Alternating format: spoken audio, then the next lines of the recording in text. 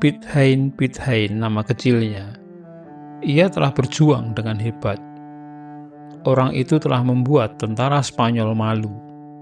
Itulah terjemahan bebas dari lagu tradisional rakyat Belanda yang berirama mars penuh semangat berjudul Silver Vloot atau Armada Perak. Hampir setiap orang Belanda mengenal lagu ini. Lagu ini dipersembahkan guna menyanjung sosok Piet Hein, seorang pria Belanda di abad 17 yang dianggap pahlawan bagi sebagian besar orang Belanda.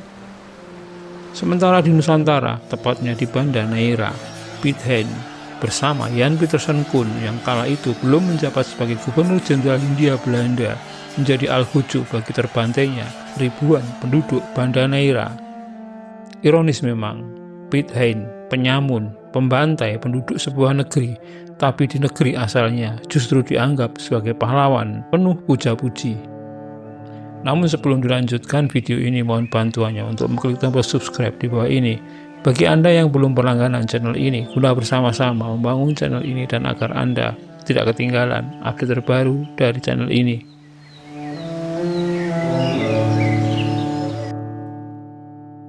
Piet Hein lahir pada 25 November 1577 di Delfshaven, Rotterdam, Belanda. Ia lahir sebagai putra dari pasangan Kapten Pieter Cornelissen Hein dan Nilgen Glasdater. Piet Hein memiliki 3 saudara laki-laki yang semuanya menjadi pedagang. Piet Hein kemungkinan pertama kali mengenal dunia maritim dengan menjadi awak geladak di kapal milik ayahnya. Tapi yang jelas ia mahir dan berbakat dalam soal kelautan. Kala itu Belanda tengah berperang demi kemerdekaannya melawan penjajah Spanyol.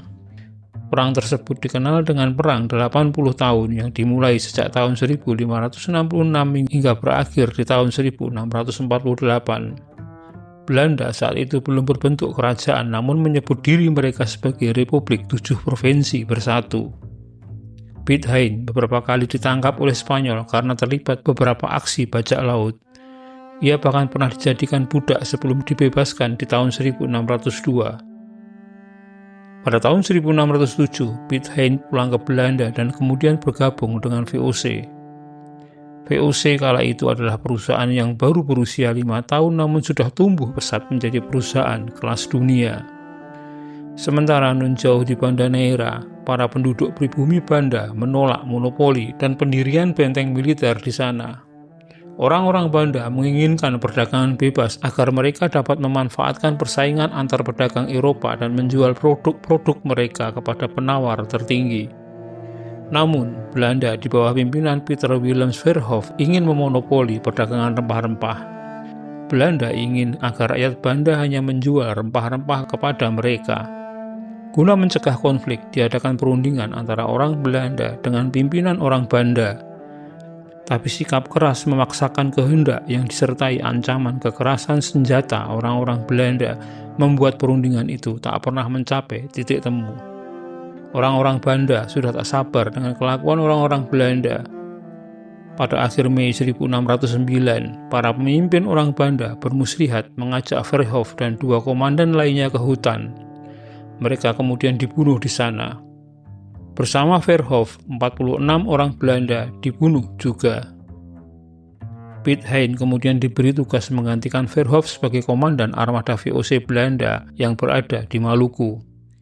Piet Hein memilih lebih dulu bergerak ke Kesultanan Ternate di utara daripada mengurusi konflik Banda.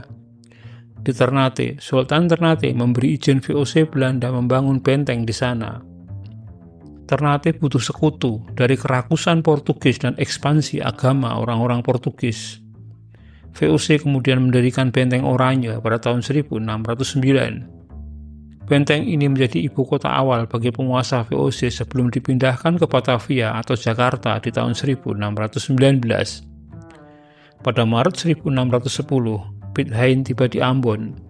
Setelah melalui proses perundingan yang panjang dari Maret hingga November 1610, ia berhasil memaksa memonopoli perdagangan cengkeh dari Ambon. Kemudian pada awal tahun 1611, barulah Piet Hein melancarkan ekspedisi hukuman ke Pulau Lontor dan Run di Kepulauan Banda. Piet membantai penduduk di kedua pulau itu. Setelah itu Piet membangun benteng Belgika di Pulau Banda Neira. Pitt juga menyerang Pulau Ai, tetapi serangan tersebut mengalami kegagalan. Di tahun 1611, Pitt pulang ke Belanda setelah berkarir singkat namun cemerlang di VOC. Ia kemudian menikahi janda almarhum rekannya Jan de With yang bernama Anneke Cladster de Reus yang 12 tahun lebih tua darinya. Pitt Hein menetap di Rotterdam dan telah aktif selama beberapa tahun sebagai kapten di Angkatan Laut. Di tahun 1623, Pitt Hein bergabung dengan perusahaan India Barat atau WIC, saudara kandung VOC yang berdiri pada tahun 1623. WIC mempunyai area kerja di Tanjung Harapan di Afrika hingga pantai barat Amerika. Tugas Pitt adalah mengganggu armada Spanyol di lautan. Praktek-praktek penyamun memang dimobilisasi pemerintah sebagai bagian dari sistem pertahanan negara. Pemerintah Belanda atau saat itu Republik 7 Provinsi membuat surat kontrak dengan para penyamun. Di dalam surat kontrak itu tertera sistem bagi hasil yang sudah diatur antara pemilik kapal, kapten, awak kapal, dan sponsor. Termasuk aksi Pitt Hein sebagai perompak yang mengantongi izin dari negaranya sehingga aksi perampasan kapal-kapal musuh yang dilakukannya dianggap legal. Ia menerima surat yang disebut Letter of Marque dari pemerintah yang memberinya kewenangan untuk merebut dan merompak kapal musuh meskipun itu bukan kapal perang. Ini artinya Pitt Hein mendapat izin dari pemerintah Belanda untuk melaksanakan aksi bajak laut terhadap musuh negara. Di tahun 1628, Pitt Hein memberikan pukulan berat bagi kerajaan Spanyol. Pitt Hein berhasil merampok dan menguasai armada Spanyol yang tengah memuat harta yang berasal dari tanah jajahan Spanyol di Amerika Selatan dan Tengah. Armada itu terdiri dari 16 kapal besar yang disebut dengan armada perak atau Silver Fleet. Dari ke-16 kapal itu, Pitt berhasil merebut muatan yang terdiri dari emas, perak, mutiara, serta komoditi-komoditi perdagangan yang berharga. Nilai barang yang dirampasnya terhitung luar biasa besar. Sebegitu besarnya, keuangan kerajaan Spanyol terguncang karenanya. Spanyol sangat butuh uang itu guna membiayai perang mereka sekaligus mempertahankan wilayah-wilayah mereka. Nilai harta yang berhasil Pitt perampok sebesar 11 juta gulden yang jika dikonversikan dengan uang sekarang setara dengan setengah miliar euro atau 10 triliun rupiah. Laksamana Spanyol yang dianggap bertanggung jawab atas pengawasan armada itu, Juan de Benavides Bazan, sampai dihukum mati dengan cara dipenggal kepalanya di kota Sevilla. Uang rampasan yang sedemikian besar jelas memberi keuntungan bagi Belanda yang tengah berjuang merdeka dari Spanyol. Salah satunya adalah guna membiayai pengepungan kota Hertogenbosch dan mengusir Spanyol pergi dari kota itu. Pitt Hein diangkat sebagai letnan jenderal setelah penaklukannya. Dalam kapasitasnya itu, dia melawan para pembajak di Ostend. Dia terbunuh dalam aksi itu pada tahun 1629. Pada tanggal 4 Juli tahun itu, ia dimakamkan di Oudekerk di kota Delft, Belanda.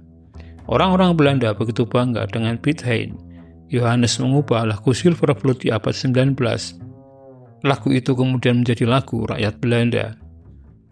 Di kota kelahirannya, Delfshaven, sebuah patung dirinya didirikan di alun-alun kota, wujud rasa bangga warga kota atas dirinya. Demikian sekilas tentang kisah Pitt Hein, seorang penakluk Belanda yang tangannya berlumur darah rakyat Banda, namun dianggap pahlawan di negaranya. Terima kasih telah menyaksikan video ini hingga selesai, semoga bermanfaat, dan sekali lagi, jika Anda berkenan silahkan subscribe, like, komen, dan share untuk teman-teman Anda.